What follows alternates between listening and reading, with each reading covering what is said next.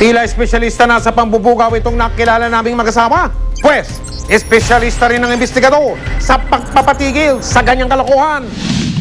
Sa bayan ng San Pedro sa lalawigan ng Laguna, tila may blockbuster king and queen.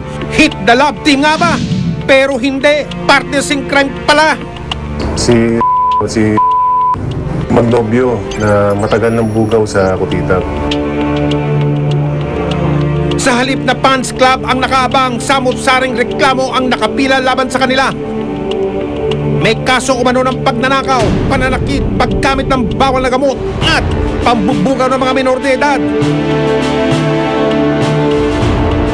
Sa makailang ulit ng pakikipag-deal sa mag-asawang itinago namin sa pangalang Damian at Josie, positibong nakuna ng aming kamera ang pag-aalok nila ng mga babae sa mga parokyanong naghahanap ng panandaliang aliw. Usually yung sinisingil niya 1.5. 1.5 bawat babae.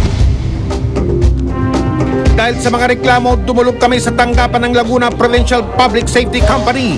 Katuwang ang puwersa ng San Pedro Municipal Police and Social Welfare Office. Pinagplanuhan kung paano mabubuwag ang walang kapanis na samahang solid sa kalokohan. Tutukan nyo yung dalawa kayong mag-asawa.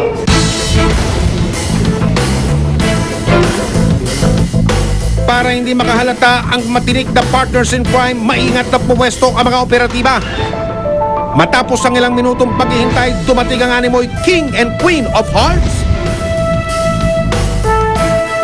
Astang Cupido ang dalawa. Ipinakilala nila ang kanilang mga alaga sa mga parokyano. Nalingit sa kanilang kaalaman, mismong mga operatiba. Yari na!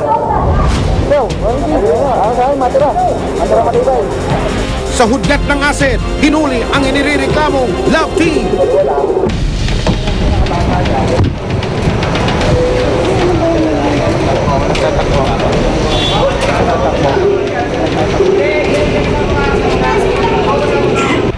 Tatlong pinag-iinalaang bugaw rin ang isinama ng mga operatiba.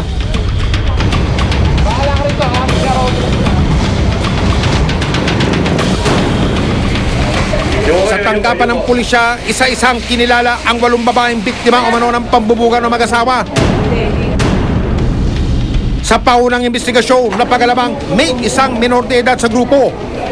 Ang 17 taong gulang na tatawagan nating si Mila, inaming pagre-rebelde ang dahilan ng kanyang pagsama sa mag-asawang sospek. Oo nga po, nagbebenta nga po ng kaluluwa at pati po akong katawan. Pero mas maganda na po yung kaysa po mag-inom na libre po na sa tabi-tabi. Tigil din naman po pag may nahanap na rin po magandang trabaho. Pangsamantala, sa pangangalaga ng social welfare office siya mananatili.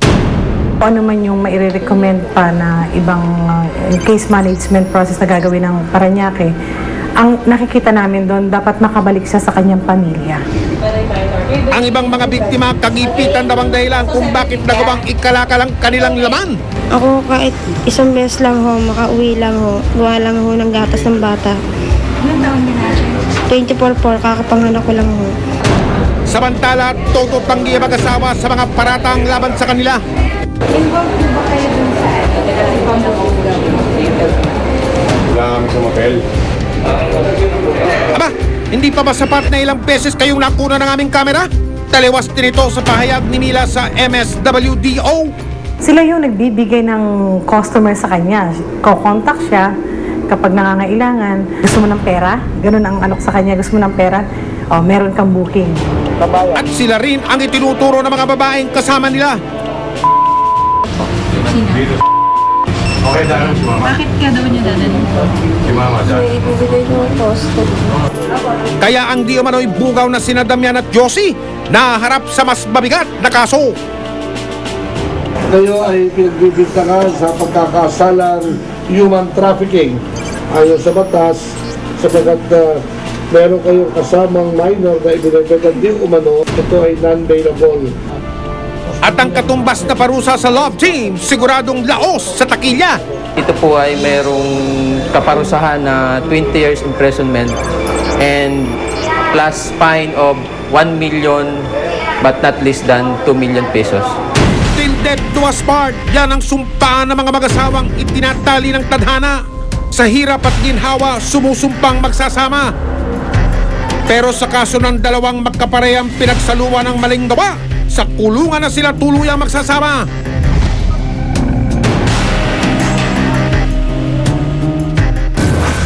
Tulad ng makapangyarihang pag-ibig, patuloy nating hahamakin ang lahat.